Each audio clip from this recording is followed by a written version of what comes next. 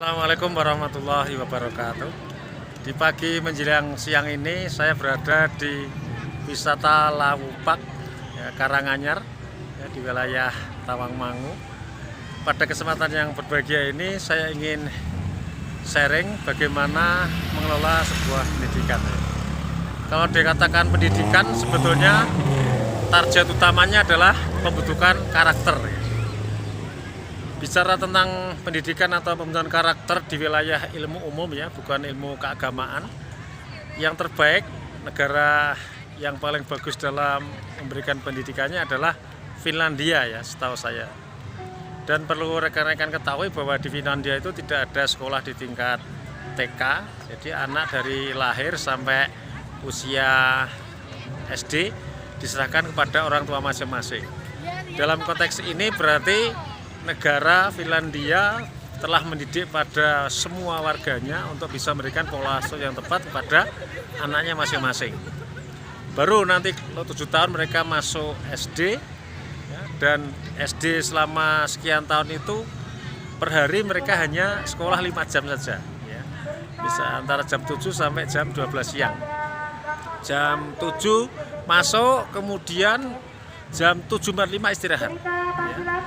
Istirahat 15 menit sampai jam 8 masuk lagi, sampai 8.45 masuk, 8.45 sampai jam 9 istirahat lagi. Sehingga 5 jam pelajaran itu dia istirahat 5 kali 15 menit. Jadi 5 jam itu istirahatnya 5 kali 15, 75 menit.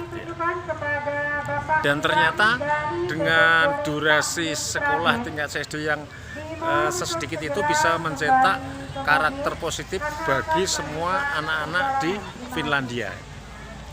Nah, di sini saya akan bicara gimana sih peran Stephen untuk mewujudkan pendidikan yang berkualitas dalam arti pembentukan karakter.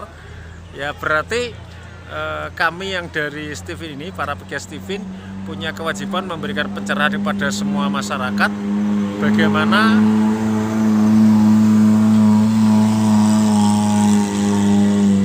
memberikan pencerahan kepada masyarakat bagaimana memberikan pola asuh yang tepat, terutama berbasis Stephen kepada semua Bapak Ibu di seluruh Indonesia.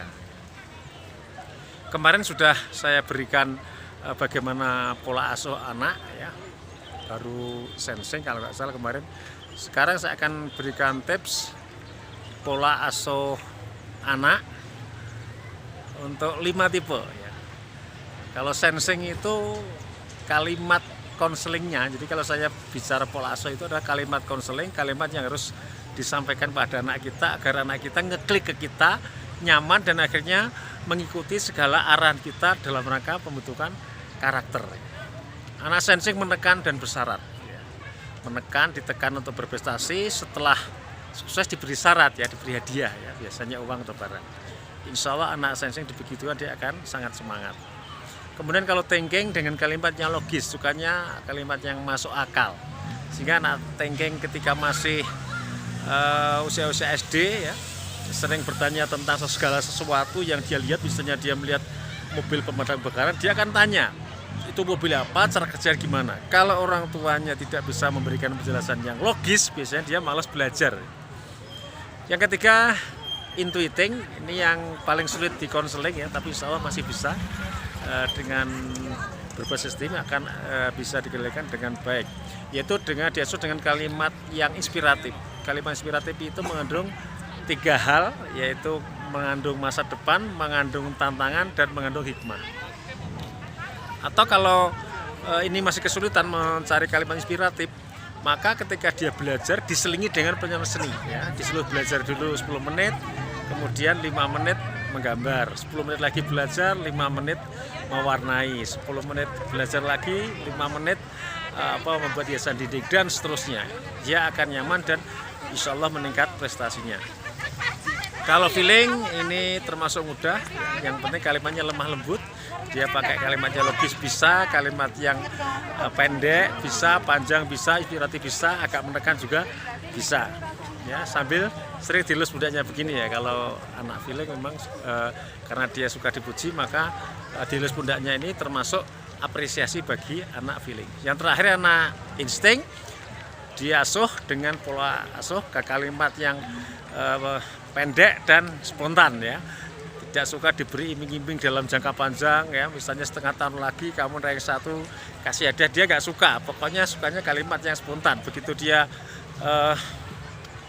sukses langsung diajak ke toko dibelikan sesuatu yang dia sukai, Nah, agar dia mau semangat belajar, maka silakan Senin sampai Jumat dia belajar, diminta belajar yang baik, didampingi orang tuanya, dan ketika Sabtu atau Ahad ya di weekend silakan diajak wisata yang nuansanya uji adrenalin. Itu kesukaan anak insting. Kemudian juga di rumah anak insting tolong disalurkan untuk membantu orang tuanya di berbagai kegiatan. Demikian sedikit tips bagaimana mengelola pola asuh anak berbasis Tiffin. Insya Allah di waktu-waktu yang akan datang akan saya detail lagi satu persatu berikut dengan contoh-contohnya. Demikian dari saya Suad Abdillah. Assalamualaikum warahmatullahi wabarakatuh.